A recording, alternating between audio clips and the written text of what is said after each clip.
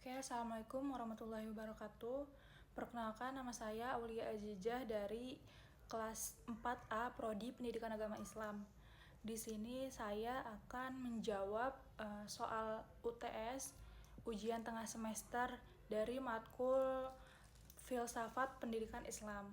Nah, oke, langsung saja, yaitu pertanyaan pertama, jelaskan bagaimana pengertian filsafat pendidikan Islam dapat memengaruhi praktik pendidikan di madrasah dan pesantren. Berikan contoh konkret dari pengalaman Anda atau observasi di lapangan. Jadi, filsafat pendidikan Islam ini memiliki peran yang sangat penting dalam menentukan arah dan praktik pendidikan di madrasah maupun pesantren. Pendidikan tidak hanya dipandang sebagai proses transfer ilmu pengetahuan, tetapi juga sebagai proses pembentukan akhlak, keimanan, dan kepribadian peserta didik. Oleh karena itu, tujuan utama pendidikan adalah membentuk manusia yang seimbang antara aspek intelektual, spiritual, dan moral.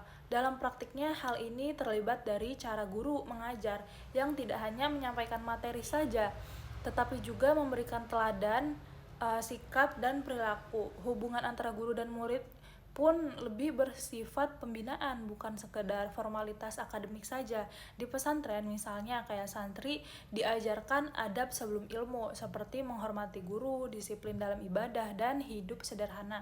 Kegiatan seperti sholat berjamaah, mengaji kitab, dan pembiasan akhlak sehari-hari menjadi contoh nyata bagaimana filsafat pendidikan Islam ini diterapkan dalam kehidupan pendidikan.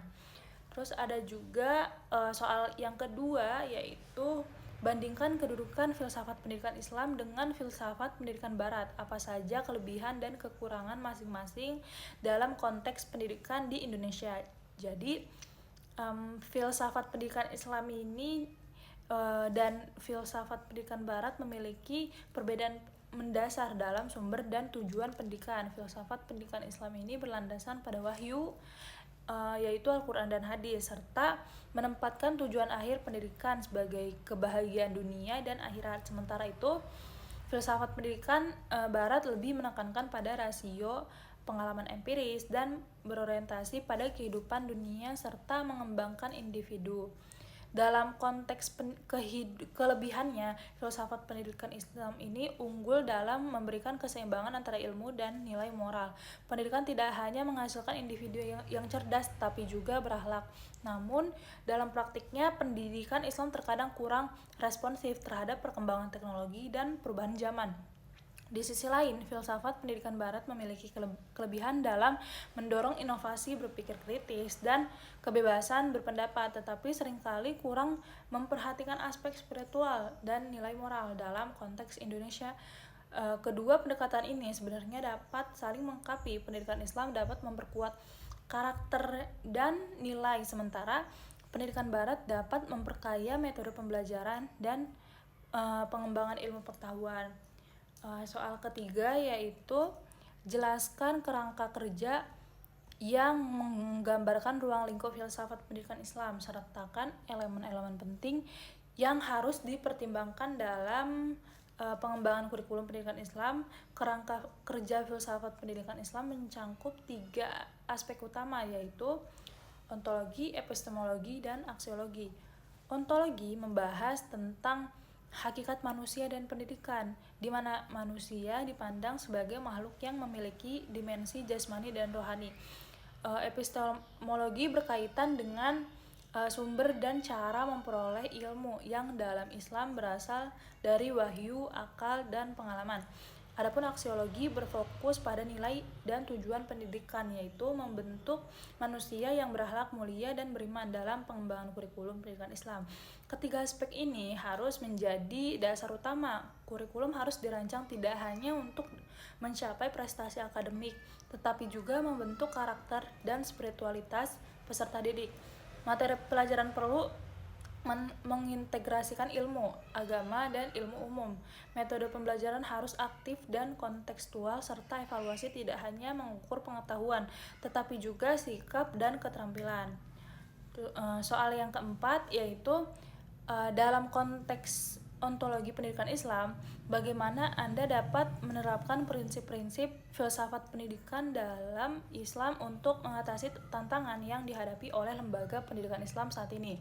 Jadi, ontologi pendidikan Islam ini menekankan bahwa manusia adalah makhluk yang memiliki dimensi fisik dan spiritual. Oleh karena itu, pendidikan harus mampu mengembangkan kedua aspek tersebut secara keseimbangan. Dalam menghadapi tantangan modern seperti globalisasi dan digitalisasi, prinsip ini menjadi sangat penting agar pendidikan tidak kehilangan arah. Penerapan prinsip ontologi dapat dilakukan dengan cara mengintegrasikan nilai-nilai Islam dalam penggunaan teknologi, misalnya kayak pembelajaran berbasis digital tetap disertai dengan penanaman adab dalam berkomunikasi dan penggunaan media. Dengan demikian, lembaga pendidikan Islam dapat tetap relevan dengan perkembangan zaman tanpa mengabaikan nilai-nilai keislaman. Terus ada juga yang nomor 5, jelaskan urgensi epistemologi pendidikan Islam. Bagaimana hal ini dapat berkontribusi pada pembentukan masyarakat yang lebih baik.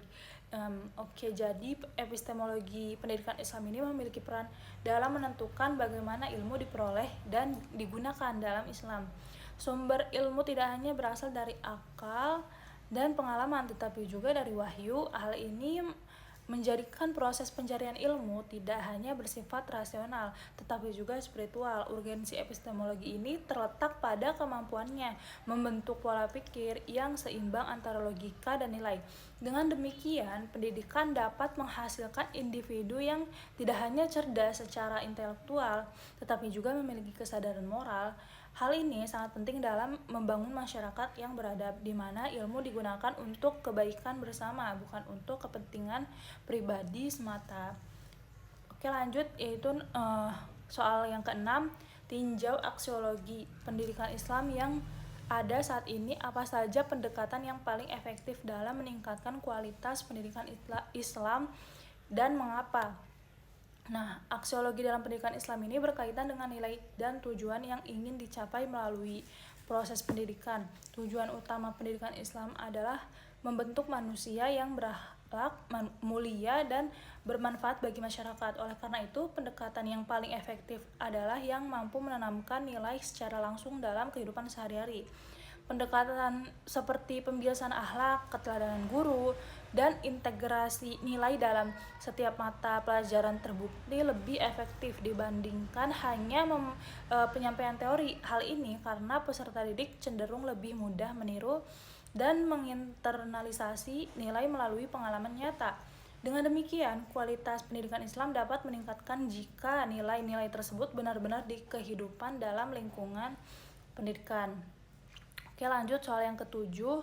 Jelaskan rancangan program pendidikan yang akan Anda buat yang mengintegrasikan hakikat manusia dan hakikat pendidikan dalam konteks pendidikan Islam. Apa saja komponen utama yang harus ada dalam program tersebut? Jadi, rancangan program pendidikan Islam ini harus berangkat dari pemahaman tentang hakikat manusia sebagai makhluk yang memiliki kebutuhan spiritual, intelektual, dan sosial. Oleh karena itu, program pendidikan harus dirancang secara menyeluruh dan terintegrasi. Komponen utama dalam program tersebut meliputi tujuan pendidikan yang jelas, kurikulum terpadu antara ilmu agama dan umum, metode pembelajaran yang aktif dan bernilai Islami, lingkungan pendidikan yang mendukung, serta sistem evaluasi yang mencakup aspek kognitif, efektif, dan psikomotorik. Contohnya adalah program tahfiz Al-Quran yang dikombinasikan dengan pembelajaran sains, kegiatan sosial seperti bakti masyarakat, serta pembelajaran ibadah harian. Dengan pendekatan ini, peserta didik dapat berkembang secara utuh. Selanjutnya, soal yang ke-8, yaitu dalam konteks demokratisasi pendidikan, bagaimana Anda melihat peran filsafat pendidikan Islam dalam menciptakan sistem pendidikan yang inklusif dan adil? Berikan contoh implementasi yang relevan. Jadi, filsafat pendidikan Islam ini memiliki peran yang penting dalam menciptakan sistem pendidikan yang inklusif dan adil. Dalam Islam, setiap individu memiliki hak yang sama untuk memperoleh pendidikan tanpa memandang latar belakang sosial, ekonomi, dan gender. Prinsip ini sejalan dengan konsep keadilan dan persamaan dalam Islam. Dalam praktiknya, hal ini dapat diwujudkan melalui penyediaan akses pendidikan bagi semua kalangan seperti program beasiswa bagi siswa kurang mampu dan penerapan pendidikan inklusif di madrasah. Selain itu, proses pembelajaran juga harus memberikan ruang bagi peserta didik untuk berpendapat dan berkembang sesuai potensinya. Dengan demikian, pendidikan tidak hanya menjadi sarana transfer ilmu, tetapi juga alat untuk menciptakan masyarakat yang lebih adil dan beradab. Oke, baik, sekian jawaban dari saya. Sekian dan terima kasih.